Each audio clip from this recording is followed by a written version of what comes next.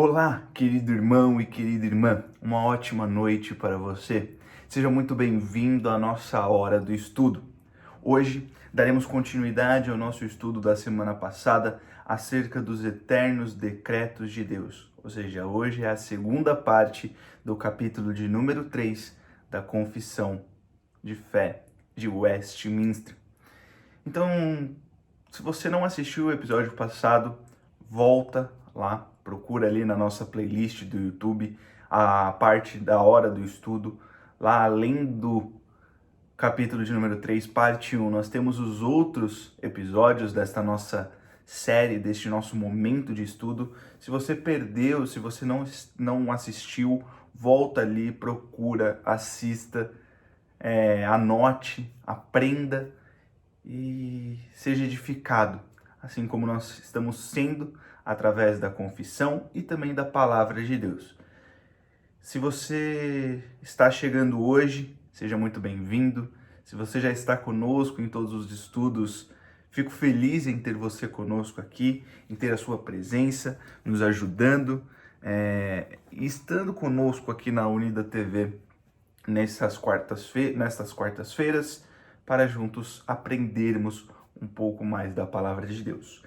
E como eu sempre falo e sempre digo, pegue a sua Bíblia, tenha a sua Bíblia nas mãos, porque nós a usamos, nós olhamos referências bíblicas, nós aprendemos assuntos que estão na Bíblia, então nada melhor que termos a Bíblia. E se você tem a confissão, pegue-a também, tenha na mão. O texto irá aparecer ao meu lado, como todos os dias tem aparecido, mas se você tem ela pessoalmente, pegue-a, esteja com ela do seu lado para estar acompanhando. Então, na nossa primeira parte do estudo, nós estudamos do ponto 1 ao ponto 4 do capítulo de número 3.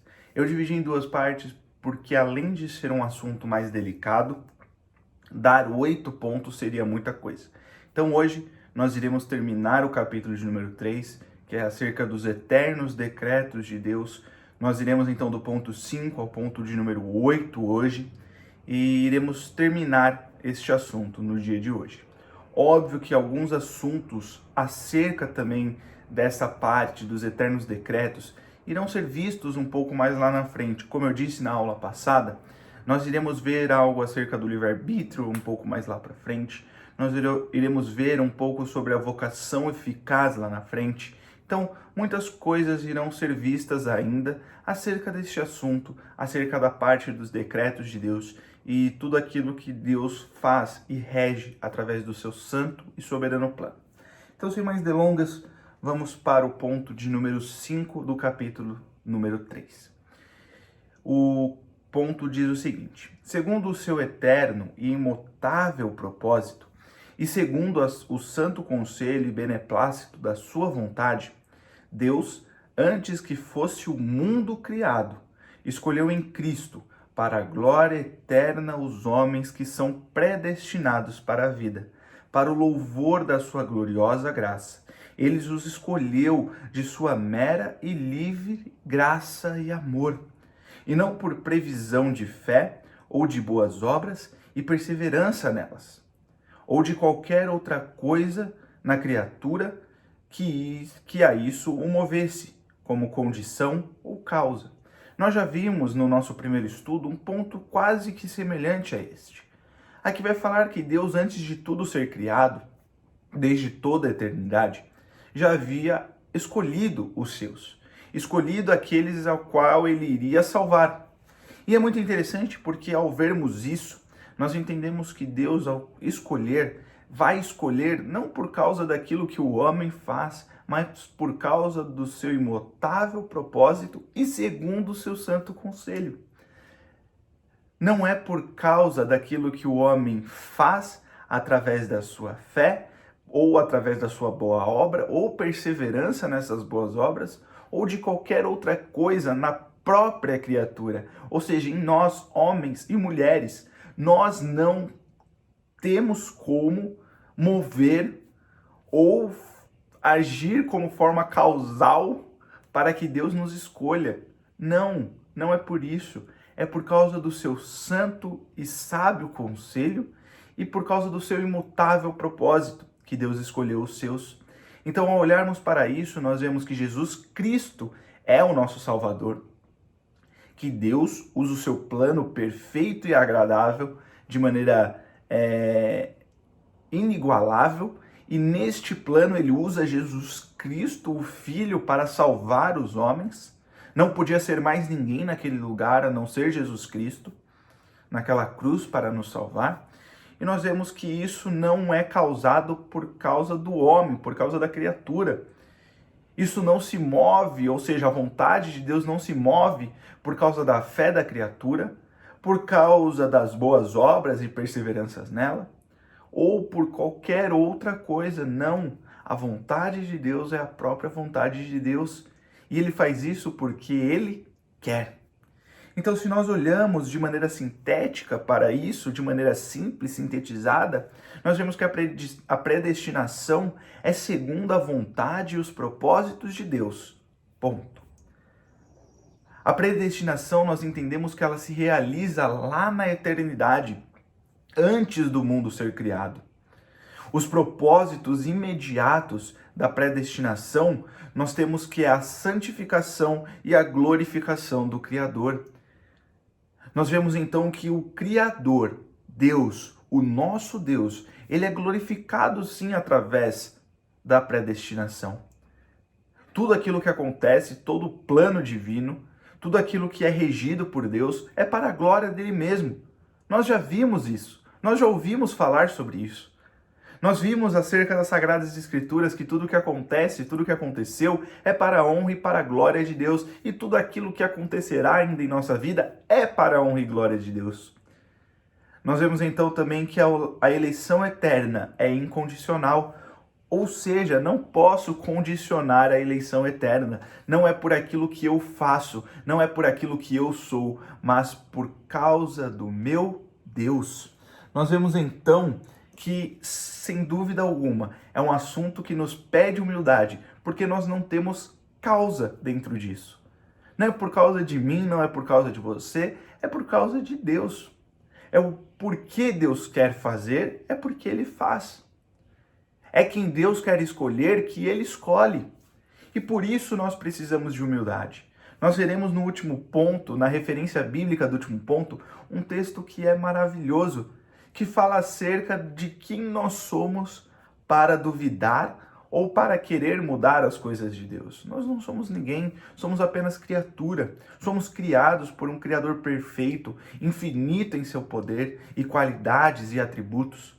Então nós não podemos pensar que a predestinação ela é condicionada à nossa vida, condicionada às nossas atitudes. Não, ela é condicionada apenas à vontade e querer de Deus. Então, como referências bíblicas, nós temos em primeiro lugar Romanos, a carta de Paulo aos Romanos, em seu capítulo de número 8, verso 29 e 30. Nós vemos então que a palavra assim nos diz: porquanto aos que de antemão conheceu, também os predestinou para serem conformes à imagem de seu Filho, a fim de que ele seja o primogênito entre muitos irmãos. E aos que predestinou, a esses também os chamou. E aos que chamou, a estes também justificou. E aos que justificou, a esses também glorificou. Então nós vemos que em Jesus Cristo há salvação. Mas apenas Deus pode escolher os seus eleitos. Apenas Deus pode escolher os seus predestinados. Isso porque, de antemão, o próprio Deus já os conheceu. Antes da fundação do mundo, Deus já conhecia e já sabia cada pessoa, o número exato daqueles que seriam os seus salvos. E nós vemos que isso é um processo, porque aos que predestinou, ele chamou esses, ele há de chamar. Os seus predestinados, os seus escolhidos, eles já foram chamados durante a história, eles estão sendo chamados no dia de hoje, por exemplo, eles serão chamados no futuro. E esse processo, além do chamar de Deus, além da conversão através do Espírito Santo, nós vemos que ele também vai justificar, ou seja, vai pôr o sangue de Cristo sobre essas pessoas e essas pessoas serão justificadas. Elas serão justas, a justiça de Deus, ou seja, aquilo que aconteceu na cruz, a justiça de Deus, a ira de Deus posta em Cristo Jesus, ela é apaziguada por causa do sacrifício pleno e agradável do Senhor e é colocado em nós, ou seja, somos justificados em Cristo Jesus. Então, a partir do momento que ele nos justifica, ele também, depois disso, nos glorifica. No último dia, teremos um corpo glorificado, um corpo perfeito, a imagem do nosso Senhor, que é o primeiro, que é o primogênito entre muitos irmãos, que é Jesus Cristo. Então, nós vemos que é um processo muito perfeito da construção divina. Nós vemos, então, que começa no chamado de Deus, na predestinação, na escolha de Deus, depois no chamado, essa obra do Espírito Santo Salvador em nosso coração, a justificação através do sangue de Cristo Jesus e a glorificação, que vai nos fazer e nos mostrar um processo diário de renovação, de crescimento, mas que só será completo e perfeito no dia final, no novo céu e na nova terra, onde moraremos junto com o nosso Senhor Jesus Cristo. Nós habitaremos nele com um corpo perfeito, com um corpo glorificado.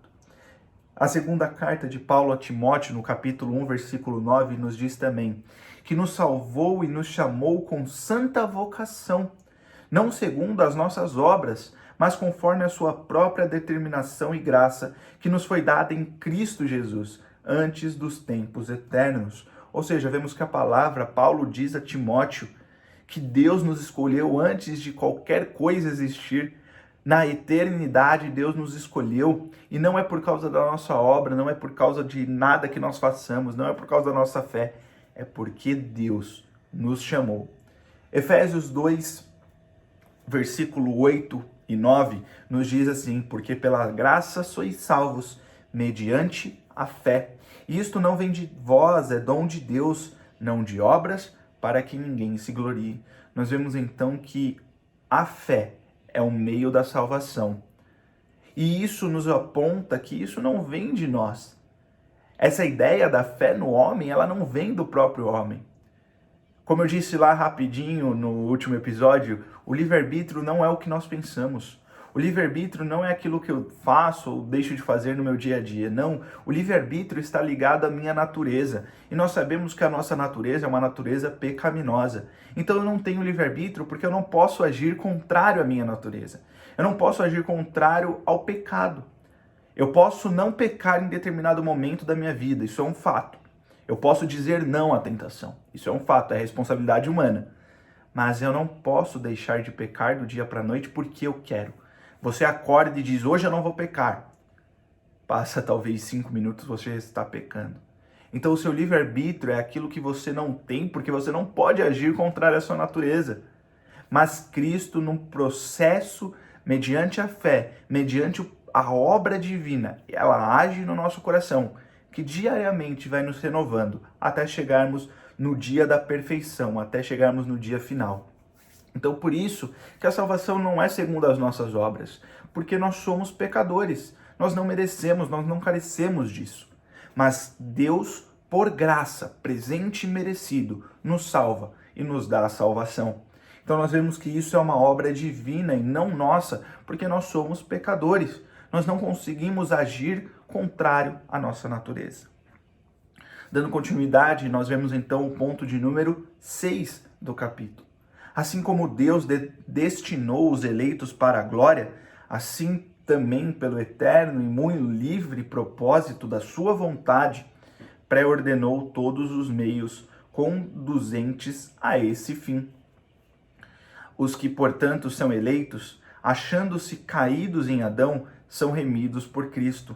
São eficazmente chamados para a fé em Cristo pelo seu Espírito, que opera no tempo devido, são justificados, adotados, santificados e guardados pelo seu poder por meio da fé salvadora. Além dos eleitos, não há nenhum outro que seja remido por Cristo, eficazmente chamado, justificado, adotado, santificado e salvo. Então nós vemos de maneira simples e direta, Deus predestinou os eleitos e ele usa meios para efetivá-la. Ou seja, a predestinação, ela é usada, ela é feita por Deus e Deus usa meios no decorrer da história para efetivar essa predestinação, para aplicar a obra no coração do homem. A história nos aponta que Jesus Cristo morreu. E a história do mundo sabe que Jesus Cristo morreu. Aquele evento foi um evento que aconteceu na linha histórica, aconteceu na história do mundo, nós sabemos disso. Mas, muito além disso, a obra do Espírito Santo, daquele evento da história, acontece na minha e na sua história pessoal. Então nós vemos que em determinado momento, em determinado tempo, por causa do querer de Deus, onde Deus quer que aconteça, você será tocado por Ele. O seu salvo será tocado por Deus. O seu salvo será salvo ali naquele momento por causa da obra do Espírito Santo de Deus. A salvação, a aplicação da obra de Jesus Cristo, então nós vemos que ela é através do Espírito Santo de Deus. E Deus usa o Espírito Santo de maneira eficaz para efetivar esse chamado. E nós entendemos que esse chamado eficaz, ou seja, ele nada mais é, nada menos é, que algo que acontece verdadeiramente. E não é porque ele é eficazmente chamado que, olha, hoje eu tenho minha salvação, hoje eu não tenho minha salvação. Não, uma vez chamado, sempre chamado. Uma vez escolhido, sempre escolhido. Isso é algo eterno. E nós entendemos que aquele que é predestinado pelo Senhor, aquele que é chamado e escolhido por Deus, no tempo certo, na hora certa, ele é convertido, ele é tocado, ele tem uma mudança de vida e agora ele passa a viver como filho de Deus. E nós entendemos que ele tem um chamado que há de acontecer verdadeiramente. Ele é eficazmente chamado. O sangue de Jesus Cristo é posto sobre ele, então ele se torna um filho de Deus. Ele se torna um salvo pelo Senhor Jesus Cristo, por causa também da obra remidora do Espírito Santo aplicada na sua história e no seu coração, na história pessoal do homem. Todo eleito, ele é chamado, ele é justificado, adotado e santificado. Ele passa por este processo. Ele passa pelo processo da justificação que nós vimos anteriormente, que é o sangue de Cristo posto no homem como forma de justiça. Ele é adotado e ele também é santificado. Ou seja, no homem nós vemos a santificação diária, uma busca na vida santa, numa vida separada. Ou seja, o povo de Deus é um povo santo, é um povo separado. Separado do quê? Separado do mundo, certamente. É um povo diferente daquilo que o mundo está acostumado a ver. Nós então, como referências bíblicas, temos a primeira carta de Pedro, seu capítulo de número 1, versículo 2, que diz assim: eleitos segundo a presciência de Deus Pai, em santificação do Espírito, para a obediência e a aspersão do sangue de Jesus Cristo, graça e paz vos sejam multiplicadas. Pedro aqui, o apóstolo Pedro, vai nos mostrar que os eleitos, segundo a presciência de Deus, em santificação do Espírito, ou seja, que tem o seu chamado feito eficazmente na obra do Espírito Santo, eles vivem para a obediência e para a justificação do sangue de Cristo Jesus. Eles vivem para obedecer a santa palavra, para viver como filhos de Deus que eles são. Efésios, a carta de Paulo aos Efésios, capítulo de número 2, versículo 10. Pois somos feitura dele, criados em Cristo Jesus para boas obras, as quais Deus de antemão preparou para que andássemos nelas. Nós vemos então que os decretos de Deus que aconteceram lá na eternidade, eles são para o homem, mas para a sua própria glória, mas para o homem que é criado em Cristo Jesus para as boas obras. Ou seja, aqueles que são salvos por causa de Cristo Jesus e fazem as suas obras por causa de Cristo Jesus. Uma frase que eu gosto muito, e o nosso reverendo Roster já citou algumas vezes, é aquela que quando eu fizer alguma coisa boa, é Jesus Cristo fazendo, é Deus fazendo em minha vida. e quando acontece alguma coisa ruim, quando eu faço alguma coisa ruim, é responsabilidade minha, é minha natureza pecaminosa. Ou seja, nós vemos que tudo aquilo que há de bom em nós não parte de nós, porque a nossa natureza é uma natureza pecaminosa, porque nós sofremos a consequência de Adão. Mas assim como em Adão nós caímos, em Cristo Jesus nós somos salvos. Nós somos aqueles que entendem que a salvação vem mediante a fé, por causa de Cristo Jesus. E nós entendemos que isso não é obra nossa, é obra de Deus o Pai. A obra do Espírito Santo que nos toca, é a obra do Filho que morreu naquela cruz. É a obra da Trindade, é a obra de Deus. Então a salvação ela não pode ser adquirida por mim, porque eu sou um mero pecador, mas por graça, por presente imerecido, nós vemos que Jesus Cristo nos salva naquela cruz. E você pode falar assim, nossa Elias, como você tem certeza da sua eleição? Eu acredito no meu Senhor, eu creio no meu Senhor. Eu creio que Jesus Cristo é o meu Senhor e Salvador e que Ele morreu naquela cruz. Mas Elias, como eu vou saber que se eu sou salvo, se eu não sou, se eu sou eleito, se eu não sou eleito? Meu querido irmão, se você crê que Jesus Cristo é seu Senhor e Salvador, se há mudança de vida, se há arrependimento da vida passada para essa nova vida, certamente você está mostrando marcas de um regenerado, de um salvo, de um eleito. Mas além disso, você agora busca uma melhora de vida. Não estou dizendo que você vai parar de pecar, que você vai virar um santo do dia para a noite. Não, não é isso. A diferença do cristão, a diferença do filho de Deus para o ímpio, aquele que não é filho de Deus, é que ele não vive no pecado. Se você tem um compromisso então com o Senhor Jesus Cristo, de obedecer, de entender, de aceitar a sua perfeita vontade, certamente também é uma marca de uma eleição divina, agindo e operando em seu coração. Somos feituras de Deus, segundo criados à imagem de Jesus Cristo, nosso Senhor. Primeira carta de João, versículo 19, lá em seu capítulo de número 2, 1 João 2,19, diz assim: Eles saíram do nosso meio, entretanto não eram dos nossos, porque se tivessem sido dos nossos, teriam permanecido conosco. Todavia, eles se foram para que ficasse manifesto que nenhum deles é dos nossos. Ou seja, nesse texto aqui de João, nós vemos que João está falando que pessoas saíram do meio da igreja.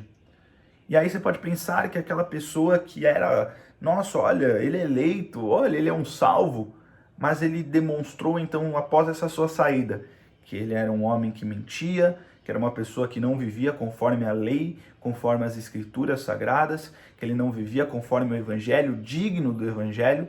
Nós então entendemos que ele estava no nosso meio, mas ele não fazia parte do nosso meio. Isso há de acontecer. Existem pessoas na igreja que não são a verdadeira igreja.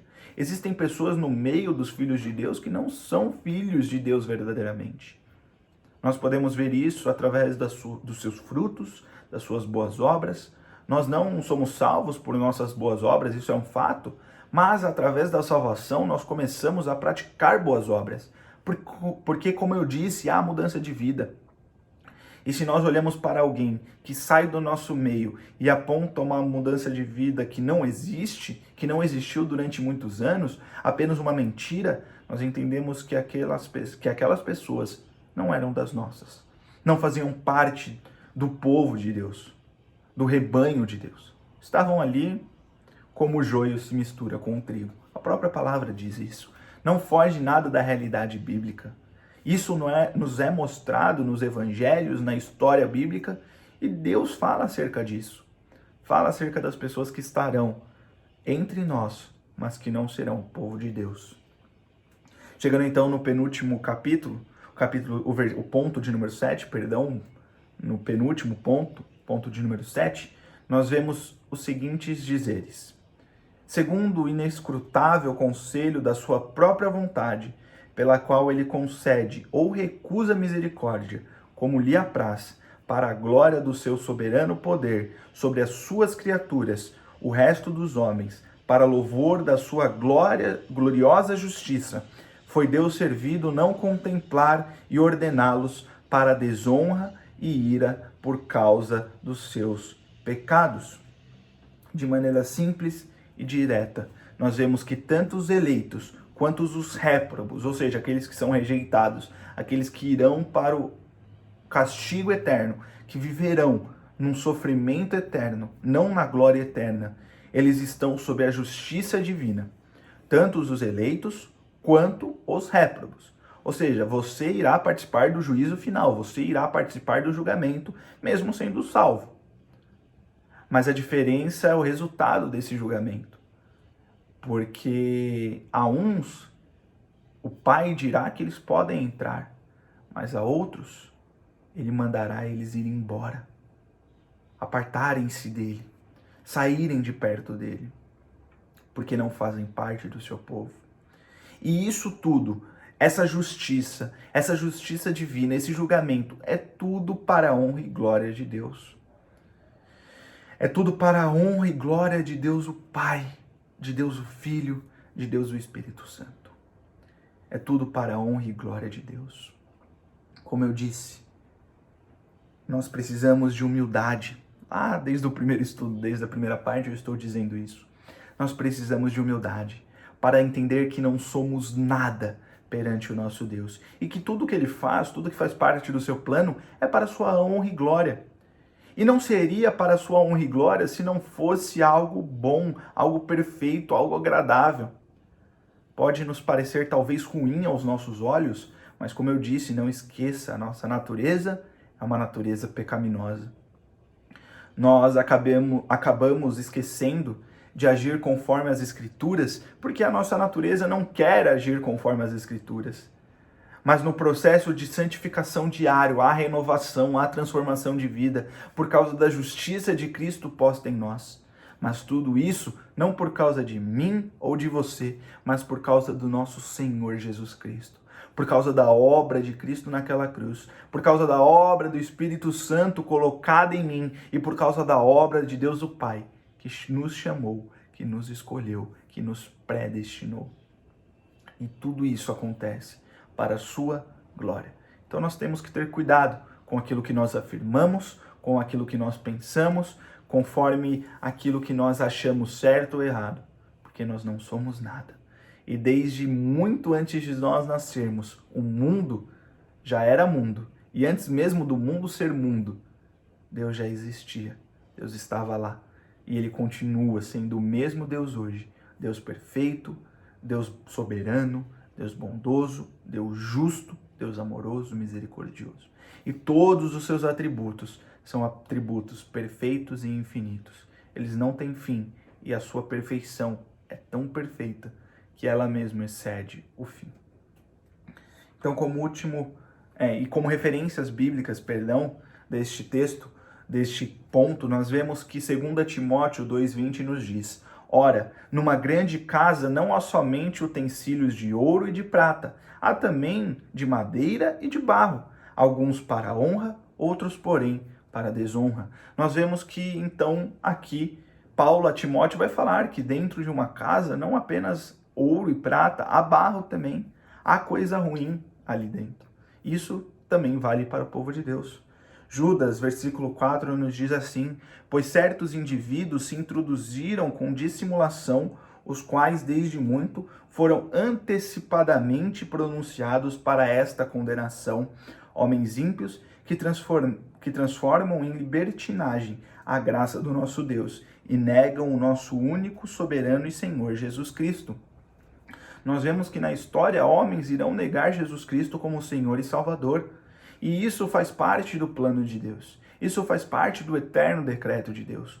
Não serão todos salvos. Não teremos todos lá no céu vivendo perfeitamente. Não. Teremos pessoas que serão guiadas e mandadas, para o inferno, para sofrer o castigo eterno.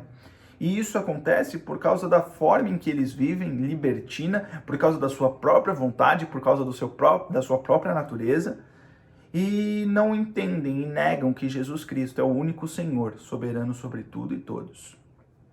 Evangelho segundo Mateus, acerca disso, no capítulo de número 11, versículo 25 e 26, diz: por aquele tempo exclamou Jesus, Graças te dou, ó Pai, Senhor do céu e da terra, porque ocultaste estas coisas aos sábios e instruídos e a revelastes aos pequeninos. Sim, ó Pai, porque assim foi do teu agrado. Ou seja, a maneira de agir, como agir, com quem falar, através de quem falar, é Deus que usa, é Deus que faz. Tudo isso por causa do seu agrado, por causa da sua glória, a forma do seu querer, para sua honra e glória exclusiva. Então nós vemos que isso acontece e Jesus Cristo fala sobre isso. Ou seja, a salvação, a predestinação, tanto para a glória, quanto para a reprovação, quanto para o inferno, nós vemos que é algo que acontece através do querer e do agrado e da glória de Deus.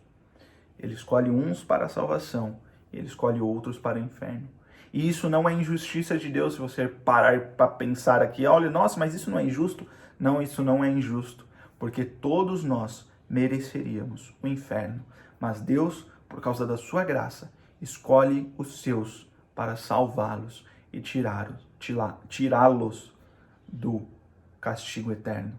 Todos nós merecíamos a morte, e essa morte é merecida por nós. E esse final da vida na morte não é apenas a morte terrena, é o castigo eterno. Todos os dias sofrendo a negação que a nossa natureza faz do nosso Senhor. Mas Deus chamou os seus e no meio da história, através da história, Ele opera no coração de cada um e chama-os de maneira eficaz. Como último ponto e de maneira breve, como eu disse, aqui a referência bíblica nos vai falar muito acerca deste ponto e também deste capítulo inteiro. Para terminar, então, o último ponto, de número 8, nos diz assim: a doutrina deste alto mistério de predestinação deve ser tratada com especial prudência e cuidado, como eu estou dizendo, humildade, a fim de que os homens, atendendo à vontade revelada em sua palavra e prestando obediência a ela, possam, pela evidência da sua vocação eficaz, certificar-se da sua eterna eleição.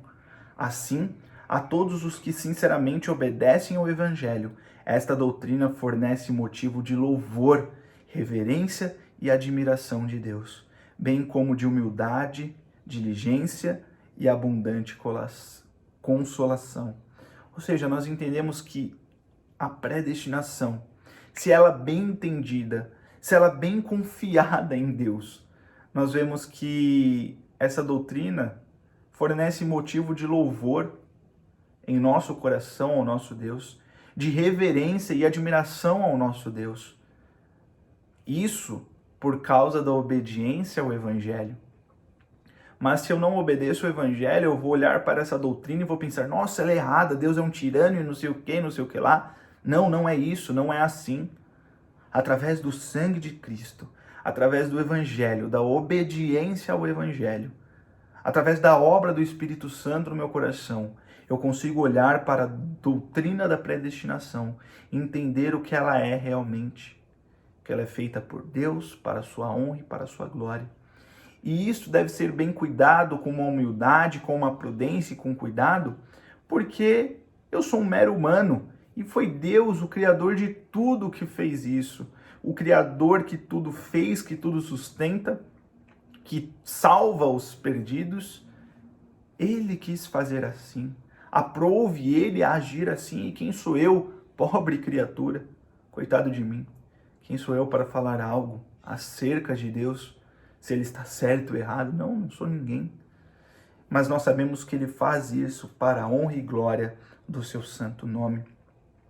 E aí nós ouvimos um termo aqui, que possam, pela evidência da sua vocação eficaz. A vocação eficaz é aquilo que Deus te chama de maneira eficaz. Ou seja, nós iremos estudar sobre isso em um ponto, mas é o chamado de Deus que acontece em sua vida e ele é eficaz, ele há de acontecer. Não é um chamado, olha, hoje você está chamado, hoje não, hoje sim, hoje não. Não, não é isso. A vocação, o chamado de Deus, ele é eficaz no coração dos eleitos. A obra de Cristo, ela é aplicada eficazmente no coração dos homens, na história dos homens, por causa da obra de Deus. Então, nós vemos que devemos estudar com prudência a predestinação, pois ela é uma doutrina revelada, devendo ser aceita pela fé e não pela razão. Você deve aceitar em seu coração através da fé que há em ti, não através da sua razão, da sua mente. Olha, eu aceito a predestinação, mas lá dentro você não concorda muito com ela. Você precisa concordar através de sua fé. E ela tem que ser estudada com prudência, porque ela é doutrina revelada. Nós vimos na Escritura. A predestinação gera consolo e firmeza nos eleitos de Deus. Nós vemos que a predestinação aponta para algo perfeito e agradável ao Senhor, porque é para a sua honra e própria glória, mas nós vemos que isso age dentro do homem, age dentro da criatura. E isso nos aponta também os sinais externos dos predestinados. Um predestinado, um eleito de Deus, ele mostra sinais eternos. Ele mostra os bons frutos. E se ele não fosse uma árvore e se ele não produzisse, um bom fruto, ele seria lançado fora. Ele seria lançado apenas para ser queimado. Ou seja, um eleito de Deus há de produzir bons frutos. Porque se ele não produz bons frutos, ele é jogado fora. Se ele é jogado fora, ele não é um eleito. Ele fazia parte do nosso meio, mas não era dos nossos. Romanos 9, versículo 20, como eu disse, esse texto é o chave para tudo isso. Quem és tu, ó homem, para discutires com Deus? Porventura pode objeto perguntar a quem o fez, por que me fizeste assim? Nós precisamos de humildade, porque o nosso Senhor é soberano sobre tudo e todos, porque o nosso Senhor é quem criou tudo e todos. Quem somos nós para discutirmos com Deus e discutirmos acerca de uma revelação, de uma doutrina revelada nas Escrituras, que é a predestinação? Deuteronômio 29 nos diz assim: as coisas encobertas pertencem ao Senhor, nosso Deus, porém as reveladas nos pertencem a nós e a nossos filhos, para sempre, para que cumpramos todas as palavras desta lei. Nós vemos que algumas coisas estão encobertas, tem algumas coisas que nós não conseguimos entender, mas isso pertence ao nosso Senhor e nós devemos confiar nisso. Porém, algumas coisas nos foram reveladas e aquilo que nos é revelado nos aponta sim para uma predestinação, nos aponta para um chamado, uma eleição divina. Mas muito daquilo que se forma dentro disso talvez não nos foi revelado. E não devemos fazer especulação sobre isso porque pertence a Deus. Mas aquilo que a palavra fala sobre os eternos decretos de Deus foram expostos hoje. Na primeira parte e nessa segunda parte. E por último, para terminarmos, Efésios capítulo 1, versículos 6 e 7. Para louvor da glória de sua graça, que ele nos concedeu gratuitamente no amado, no qual temos a redenção pelo seu sangue, a remissão dos nossos pecados, segundo a riqueza da sua graça. Vemos então que é por causa daquilo que Deus faz, para a glória da graça, do presente merecido de Deus, que ele nos concede gratuitamente através de Jesus Cristo, que é o amado, que é o Cordeiro perfeito e santo de Deus, no qual nós temos redenção pelo sangue, que nós temos justiça, justificação, a remissão dos nossos pecados, segundo a riqueza deste favor imerecido.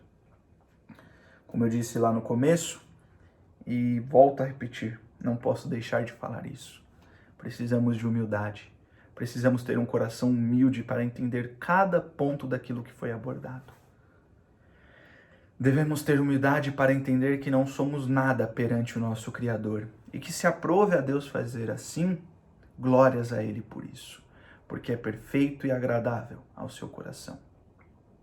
Que Deus te abençoe grandemente. Que isso não seja algo apenas por sua razão aceito, mas por sua fé. Que você aceite de coração tudo aquilo que foi dito hoje. Que você entenda que a predestinação, os eternos decretos de Deus, são coisas que aparecem na Bíblia e fazem parte da doutrina da nossa vida. Mas que isso seja aplicado em seu coração, assim como a obra de Cristo Jesus foi aplicada pelo Santo Espírito. É isso que eu rogo a Deus, o Pai, para agir em seu coração, em sua fé, para você entender melhor isso.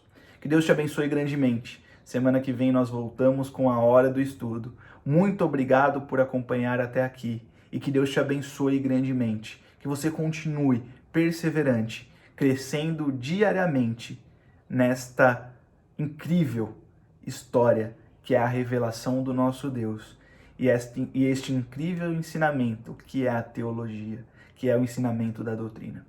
Que a Unida TV glorifique a Deus e edifique a amada igreja.